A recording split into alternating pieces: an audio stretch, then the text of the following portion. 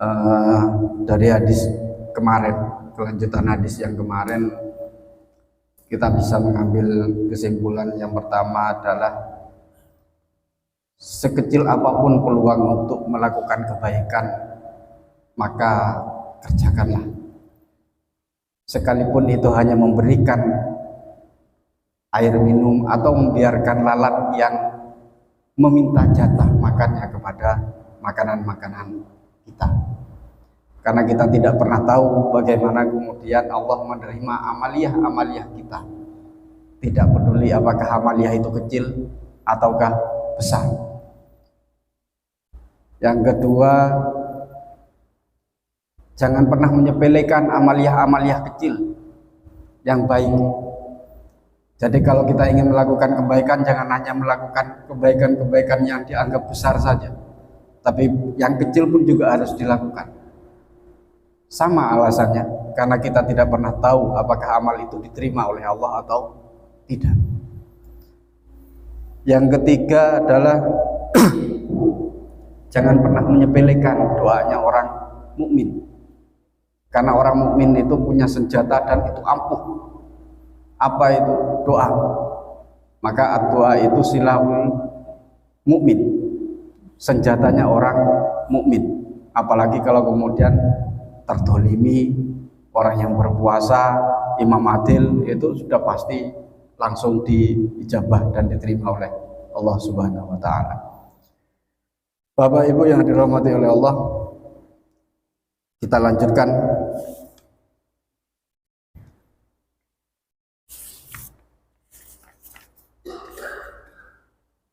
Kita sudah sampai bab kedua, bab sunai, bab yang nomor 2, atau bab yang masna-masna, dua-dua. Jadi hadisnya ditulis jodohan, dua. Wafihi, dan ialah dalam bab sunai itu salah sunah mau'idoh, ada 30 mau'idoh, ada 30 nasihat-nasihat. Apakah itu hadis semua? Arba'atuh ahbarin, hanya ada 4 dari 30 itu, ada 4 hadis. Wal baqi asarun, dan sisanya berarti kalau 4 30, 4 26. 26-nya sisanya itu adalah asar. Apa asar? Apa ahbar? Ini kemudian dijelaskan. Wanakni, dan saya menghendaki bil ahbari, dengan ahbar hadis itu, karena hadis itu disebut dengan khobar. Wanakni, dan saya menghendaki bil ahbari, dengan ahbar, dengan hadis itu, aqwalun Nabi sallallahu alaihi wasallam, seluruh perkataan-perkataan Nabi. Jadi selain perkataan Nabi, qaulin wa fi'lin wa takririn, itu bukan hadis. Apalagi hadis palsu, karena banyak orang-orang yang sekarang yang mengatasnamakan hadis tapi gak ketemu hadisnya berada di mana. Itu banyak sekarang. Padahal kalau kita mengatakan bahwa ini hadis tapi gak ada di dalam kitab hadis atau gak pernah diriwayatkan, maka itu namanya hadis palsu. Kalau kita mampu melakukan itu, apa ancamannya? Falyatabawa maqadahu minan nar, maka silahkan pilih tempat neraka yang mana yang akan Anda pilih. Jelas sudah ke neraka, gak mungkin ke surga. Itu kalau kita menggunakan hadis-hadis yang palsu. Dan hari ini banyak seliweran, kalau sampai baca di media sosial itu, yang mengatasnamakan hadis tapi nggak ketemu hadisnya.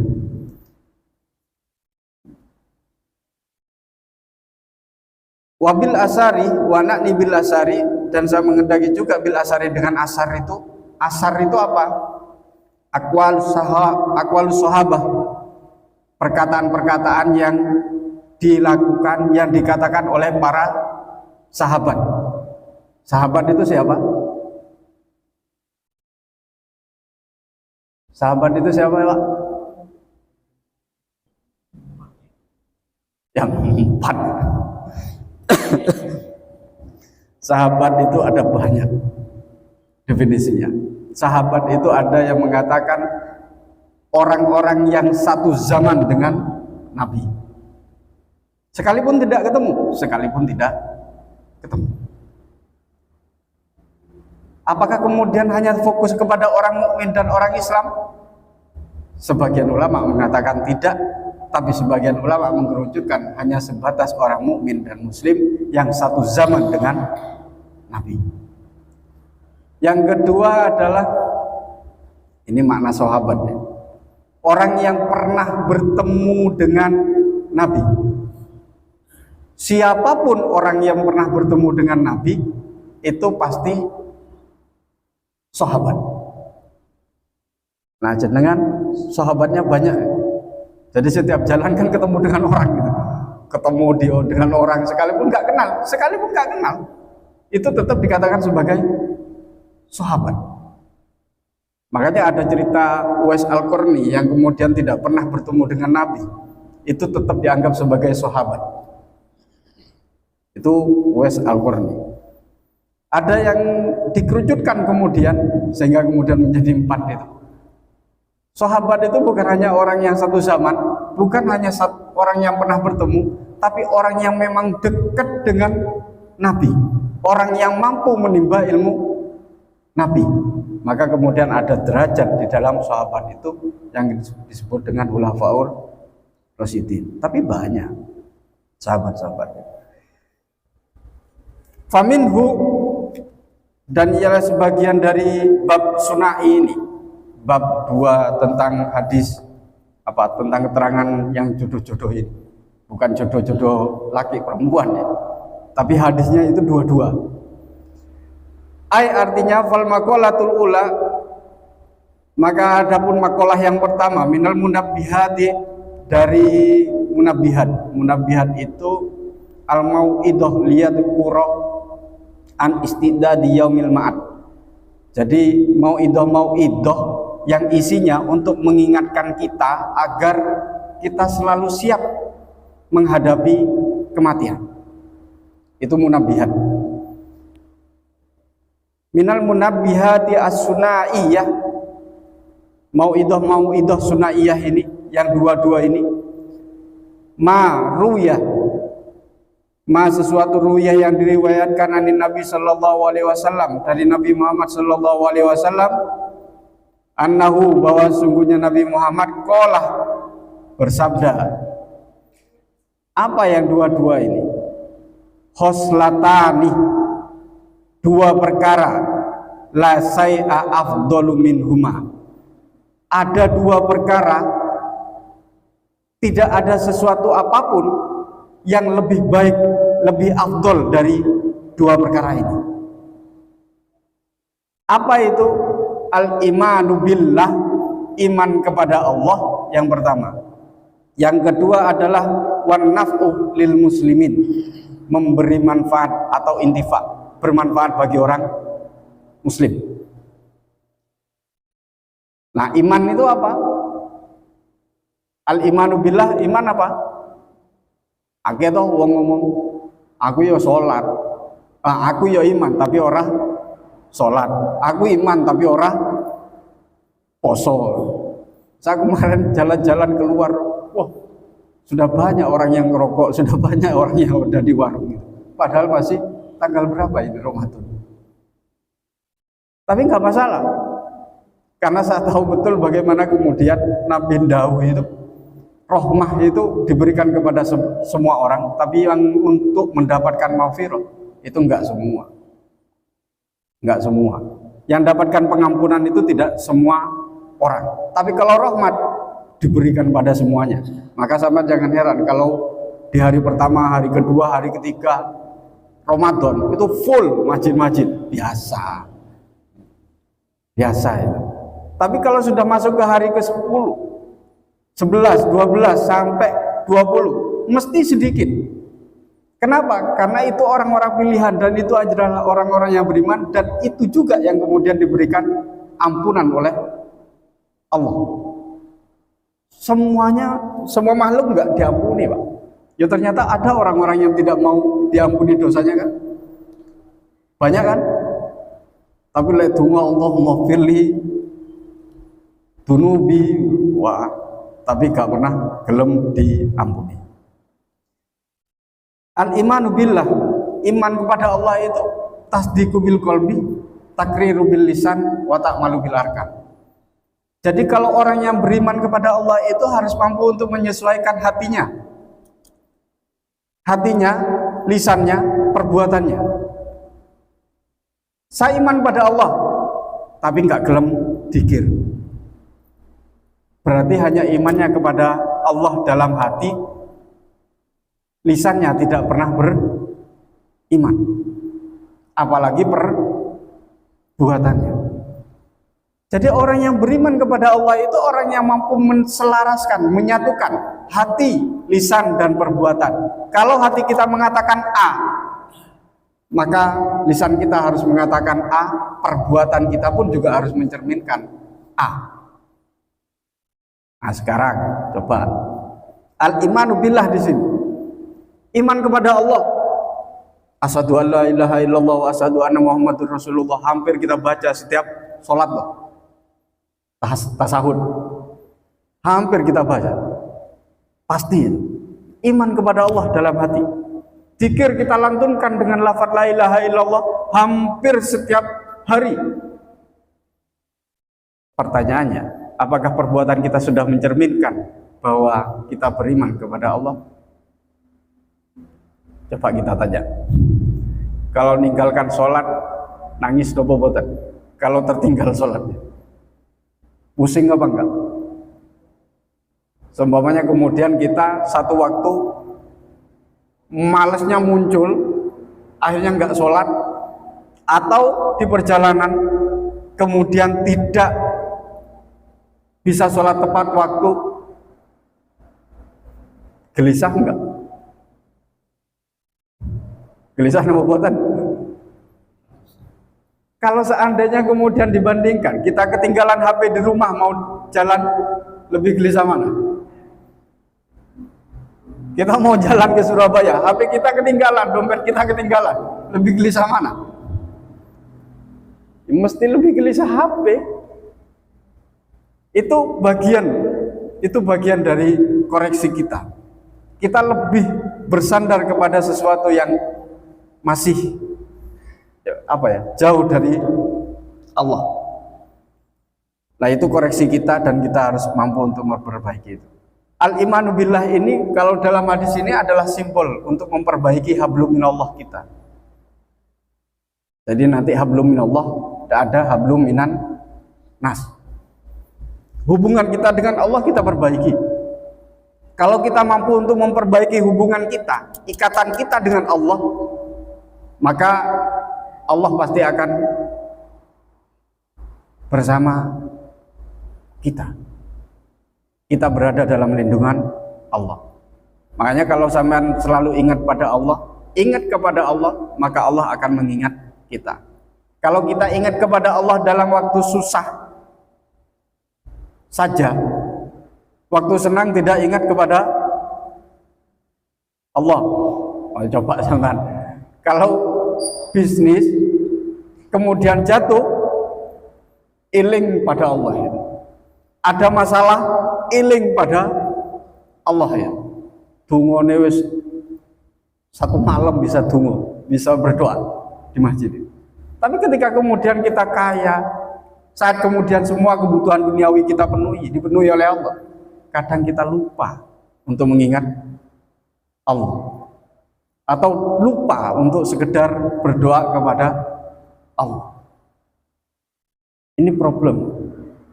Padahal kalau kita akan mengkaji, orang yang mengingat kepada Allah di masa baiknya, di masa lapangnya, maka Allah pasti akan mengingat dia ketika dalam kondisi sulitnya. Kalau kita hanya ingat kepada Allah pada waktu nggak punya, waktu sulit, ya jangan berharap kemudian Allah akan mengingat kita. Wong sampean nggak pernah ingat ketika waktu lapang. Itu al-imanu billah wan naf'u bil muslimin,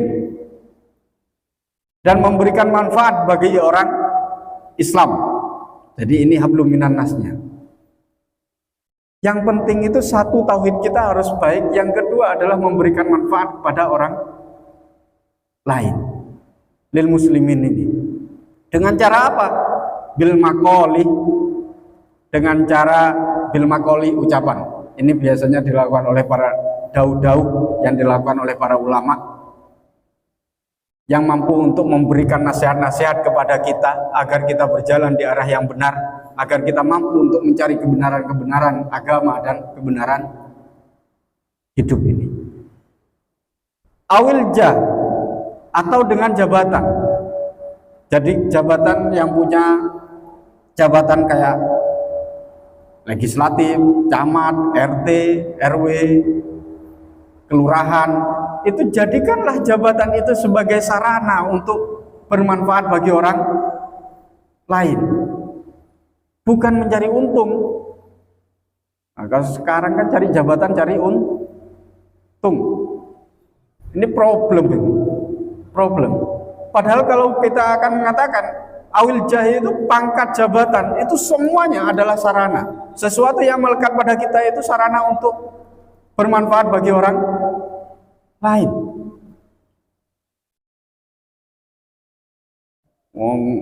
Jadi caleg masih nyogok, luar biasa itu.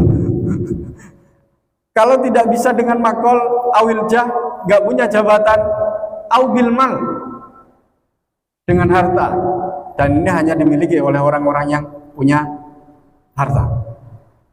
Jadi harta itu adalah sarana untuk intifak binas, untuk bermanfaat bagi orang lain, bukan hanya untuk diri kita, karena harta kita itu sebagian adalah milik orang lain. Maka jadikanlah harta itu sebagai sarana untuk bermanfaat bagi orang lain, bukan memenjarakan diri kita dalam alam duniawi ini. Awil badani, kalau nggak punya harta, nggak punya ilmu, nggak punya pangkat, awil badani, dengan fisik badan kita. Jadi kalau nggak punya ilmu, nggak punya pangkat, nggak punya harta, sudah bantu aja secara fisik. Yang penting kemudian bermanfaat bagi orang lain. Qala Rasulullah sallallahu alaihi wasallam, bersabda Rasulullah sallallahu alaihi wasallam, man asbaha, wikenae tadi umat Nabi Muhammad ini. Man, barang siapa asbaha, yang masuk waktu pagi. Ini sudah masuk waktu pagi. Layanwi, tidak berniat ad-dulmah, untuk melakukan kedoliman ala ahadin, kepada seorang. Niat habis subuh sampai ngomong, saya niat ketika masuk pagi itu tidak mau melakukan kedoliman kepada orang lain. Hanya niat itu loh.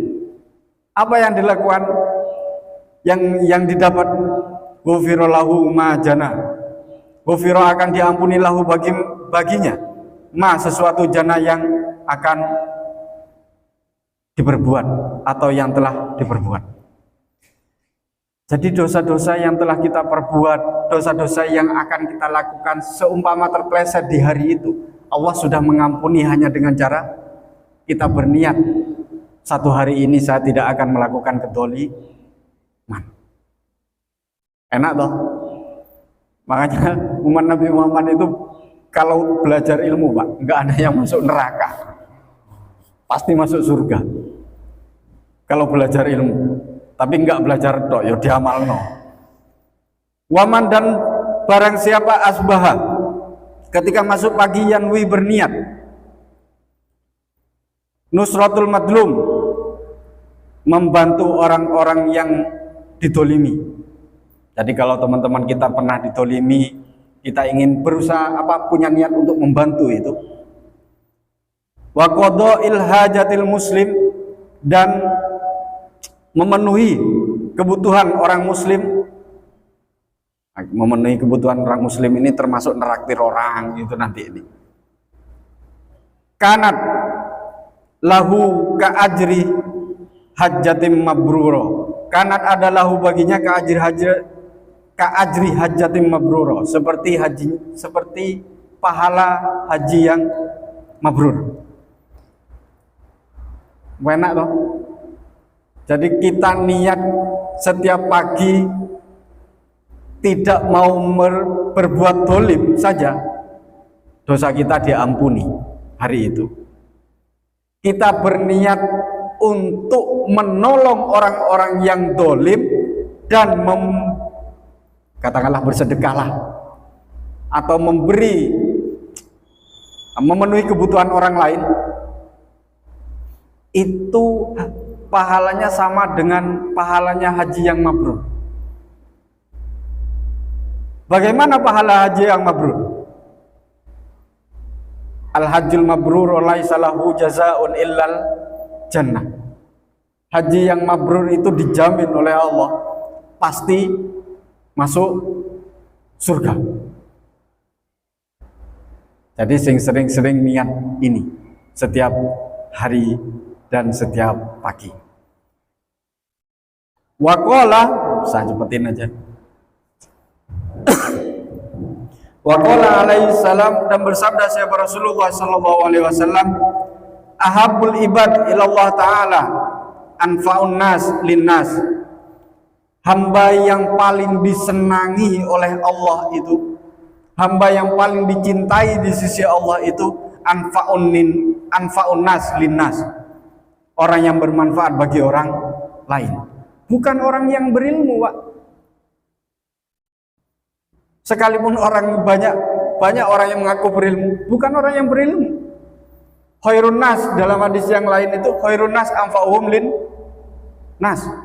Anfa'uhum di sana bukan a'lamun nas. Bukan. Khairun nas, sebaik-baik manusia adalah orang yang bermanfaat bagi orang lain. Sebaik-baik manusia bukan orang yang paling berilmu di antara orang lain. Kalau orang berilmu tapi nggak bermanfaat, buat apa? Gak ada gunanya, apalagi tidak berilmu. Wah, itu tambah payah. Wa afdhalul a'mali, dan paling utamanya amal, idhalus surur ala qalbil mu'min, menyenangkan. Idhalus surur itu memasukkan kebahagiaan ala qalbil mu'min, pada hati orang mukmin. Yatrudu an hujuan, seperti apa, ngusir anhu dari mukmin itu juan, lapar. Jadi kalau ada tetangga kita yang lapar, dibantu, Pak. Sering-sering neraktir teman, itu juga bagian dari idhalus surur. Jadi jangan, wah itu sering neraktir orang, neraktir temennya itu pasti seneng foya-foya. Bukan itu. Ya kalau niatnya foya-foya itu tidak baik. Tapi niatilah bahwa neraktir teman itu adalah idhalus surur, membuat orang lain senang. Maka pasti dapat pahala itu. Tapi kalau hanya niatnya ingin foya-foya, apalagi setiap makanan kemudian difoto, ditaruh di status, wah itu bukan idhalus surur lagi itu. Itu sudah pamer makan apa hari ini, dan itu bisa masuk kepada dosa. Yutradu an hujuan au yaksifu an hukarban, atau menghapus kesusahan. Jadi kalau teman saudara kita, tetangga kita, sahabat-sahabat kita punya hutang, kalau punya kelebihan boyo bantu, itu menghapus kesusahan dia, salah satunya. Karena kesusahan itu bentuknya banyak, bukan hanya sekedar harta. Au yakdilahu dainan, ini au yakdilahu dainan ini yang membayarkan hutangnya. Jadi kalau teman-teman punya sahabat, jenengan punya sahabat dan terlilit hutang, sampean punya kecukupan, bayarkan saja. Repot orang seperti itu. Repot toh? Sangat repot. Sangat repot. Karena sesuatu yang susah itu apa ya? Pahalanya banyak itu kadang butuh keikhlasan yang luar biasa. Butuh keikhlasan yang luar biasa. Uang 10.000 atau 20.000 bagi kita, bagi orang yang punya pekerjaan dan punya gaji tetap dalam 1 bulan, mungkin itu nggak ada apa-apanya. Tapi 10.000 bagi tukang becak itu luar biasa. Jadi kalau kita punya gaji 3 juta, 5 juta, memberikan sedekah ke masjid inilah 10.000 atau 20.000, gampang kan? Gampang. Kalau ronda orang tukang becak memberikan sedekah 10.000 saja, itu nilai pahalanya lebih besar tukang becak daripada kita yang memberikan 20.000. Kenapa? Tingkat kesusahannya dan tingkat pencariannya berbeda. Nah ini yugdolahu dainan. Wah, sudah jam segini ya. Wahoslatani, kalau tadi itu yang disenangi oleh Allah, maka ingat wahoslatani la say'a ahbas. Ada 2 perkara juga yang paling jelek. Tidak ada perkara yang lebih jelek dari 2 perkara ini. Apa itu? Kemudian 2 perkara ini yang disebut dengan jelek ini, ai anjas, atau sering disebut dengan anjas, najis. 2 perkara yang najis, 2 perkara yang tidak boleh dilakukan. Minhuma asyirku billah. Jadi kalau tadi itu adalah iman billah itu disenangi, asyirku billah itu adalah pekerjaan yang sangat tidak disenangi dan jelek. Nah ini kalau syirik, kita pasti orang Islam ngomong, kita nggak mungkin syirik Pak, karena kita tidak pernah menuhankan yang lain selain Allah. Iya, kalau itu. Tapi kalau kita akan melihat syirik khafi, syirik yang samar dalam hati kita, itu luar biasa Pak, buahnya dan sangat banyak. Apalagi kemudian teknologi ini, dan kemudian salah satu yang kemudian banyak dibahas oleh orang, handphone, komputer, itu adalah bagian dari Tuhan-Tuhan kecil yang melekat dalam hati kita, yang melekat pada hati kita. Itu hati-hati. Wadurru lil muslimin. Kalau yang tadi itu adalah anfa lil muslimin, bermanfaat bagi orang lain, bagi orang muslim, maka yang paling jelek itu adalah ad-darru, membahayakan orang muslim. Fi abdanihim au amwalihim, di dalam badannya, au amwalihim, atau hartanya. Kalau abdanihim itu ya perampok dan lain sebagainya. Au amwalihim itu ya pencuri, koruptor, manipulasi, atau ya korupsi. Itu pasti merugikan kepada orang muslim. Dan itu banyak dilakukan oleh orang-orang kita. Dan bahkan kita pun juga bagian kayaknya.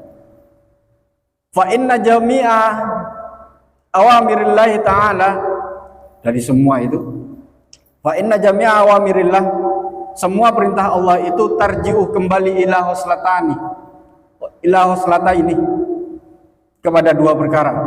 Apa 2 perkara itu? 1, takdim lillah ta'ala, takdim kepada Allah ta'ala.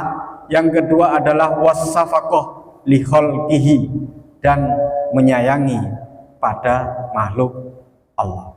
Manut nang pangeran, tur sayangi makhluki pangeran. Kakaulihi ta'ala, seperti dalam firman Allah ta'ala, aqimus sholah. Aqimus sholah ini adalah bagian dari takdim iman kepada Allah itu, hablum minallahnya, wa atuz zakah, dan mengeluarkan zakat. Mengeluarkan zakat ini bagian dari hablum minannas, dan itu adalah anfa lin nas.